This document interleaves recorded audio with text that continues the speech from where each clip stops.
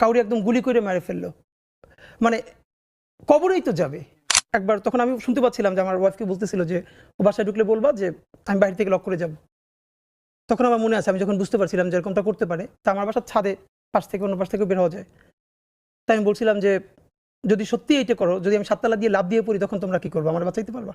তখন মা একটা কথা বলছিল যে এমনি মরে যায় কিন্তু ওইরকম মানে হতাহত অবস্থা। তখন আমি বলতেছিলাম, মা কেউ যদি রুমে এসির মধ্যে মারা যায় আর কাউরি একদম গুলি করে মেরে ফেললো, মানে কবরেই তো যাবে।